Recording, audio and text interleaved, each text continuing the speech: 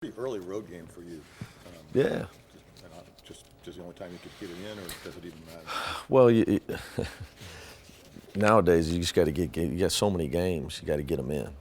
So I mean, we play 7 in November, but I wanted to try to play one true road game in November. You did. Absolutely, especially with a veteran team. Just trying to, and obviously economically, it's a little easier trip to get on the bus, go up 75, than to get on a plane and go to California or something. Especially when our guys are bearing down on the last 3 weeks of school. So, whenever you play the first road game of the year, does it tell you anything about your team this early road game? I think, the whole thing is a process. Just you get your team out of their comfort zone. You get the other student section yelling at you. It's just it forces you to get better. No matter what happens, it's going to force you to grow as a team. So I think that part of it's good. It's also RPI-wise good to play some road games. But I think the biggest thing for us is putting ourselves in a road environment for the first time and seeing how we handle it. 3 games in a 6-day span. Tell you a little bit about conditioning right now. Can't. I think our depth is the key to weathering so many games in a short period of time. So this is our 3rd game in 6 days. We have 4 games in 6 days coming up next week. So hopefully for us, that's where not relying on one main scorer, somebody that could wear her down and have a bad night, you get beat. So hopefully that plays to our advantage. But yeah, conditioning is a big thing, really with our style of play this year.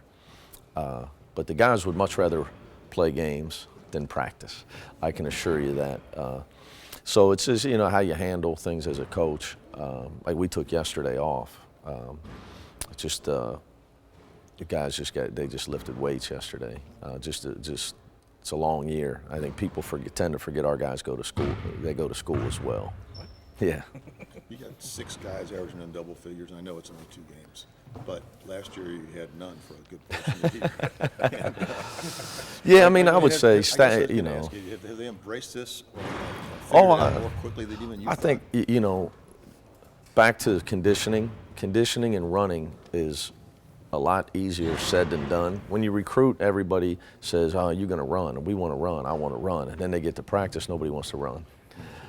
So hopefully now, the guys that are having more fun, scoring more points, are going to be embrace our conditioning program and the way we practice even more, because it's not easy. We got to try to train to play this way. We run the floor a lot, and we're in constant motion, especially on the offensive end, with the way we're trying to run the floor. So, I know I would like it if I was getting more assists and scoring more points as a player. But again, when you have success, the kids tend to embrace things a little bit more. So hopefully we'll see some of that effect. Have the results been quicker than you thought? I just think, look, we Sunday snowballed on Robert Morris.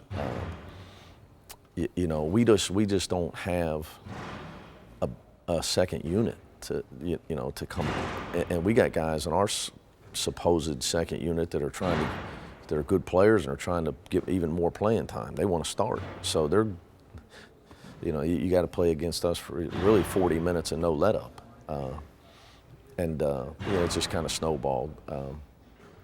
Our defense was pretty good too the other night as well, or Sunday, I thought. Have you gotten any feedback from fans about how much fun it has been to watch this team play for No. The only feedback I get is from Mercy Montessori on the quality of Sammy's homework. Other than that, my outside world is very limited during the season. I've learned to enjoy sending out some Twitter stuff, but during the season I don't read. I watch film. I heard the Bengals lost last night while I was watching Utah State and San Diego, Virginia and George Washington, and I mean that. They're both very good games. It's just what I happen to do for a living. So, I would like for our fans to embrace what's going on and That'd be great. George Washington had to catch your eye as a potential. Yeah, well, obviously we got to worry about Nebraska, but George Washington's a very good team that's in that tournament we're in. They'll be in Brooklyn with us. One of the guys, the conditioning aspect really showed up. Looks like Corey. Yeah. And as he was saying the other day, I'm not carrying a piano on my back. That's my line. Yeah. Oh. It's good when the players start stealing your lines. Yeah. Because last year it was get the piano off your back while he was running down the floor, especially early in the season. He and Gary Clark, it's the biggest adjustment for those two guys. As far as just straight running with our style of play. The rest of the guys, the type of athletes they are, it's easier for them. But both those guys have gotten in much better shape, and I still think that we'll play our way into even better condition. Kind of showed up there at the end of the first half. There was a play where him and Jacob trapped the guy on the out there. Is that kind of a play like he would not have been able to make? Absolutely. Last year? He also had a blocked shot on a corner 3-point shot. Corey did. So he's just much more mobile. He's much more active. And it's making him a much more effective defensive player. And it's going to get him a lot more minutes because obviously if he catches a ball in the low post, he's high percentage scorer. An aspect where you can play him and Octavius together if you want to. Which you saw that the other day against Robert Morris first time. For the first stretch, you saw a little bit of that. Obviously, it's matchups depending on who you're going to play. I mean, we still haven't really had to go small. Some teams go really small and just try to shoot all threes on you. But our bigger line, we're better with a bigger lineup, I think. So the way our defense is structured, it's to be able to play against smaller teams, even though we're bigger. So that way, it's to our advantage. Obviously, it would keep us in the advantage. What problems does Bowling Green present? Are you going to have to look out for? Well, we don't know a lot about them because Mike's a new coach, coming from Miami of Florida. Been with Coach Larinaga a long time. I know from what I know about Miami of Florida how hard they're going to play on the defensive end, and they're going to compete really hard. And it's their biggest home game of the year. They got nobody else coming in. The caliber of a Cincinnati coming into their gym. So it's obviously a big opportunity for their players.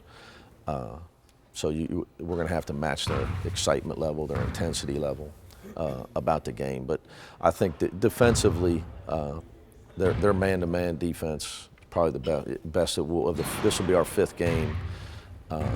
I count the exhibitions where I think their half-court man-to-man defense will probably be the best we've seen so far.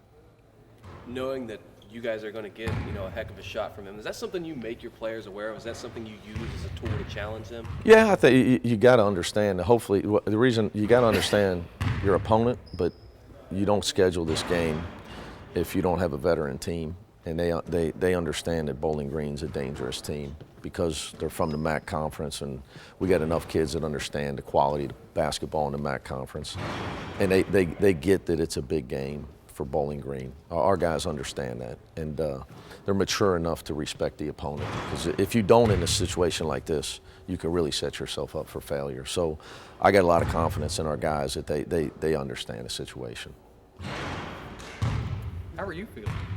I feel great. How you feeling? I'm feeling good. I don't think anyone cares about how I feel. Yeah, I appreciate it.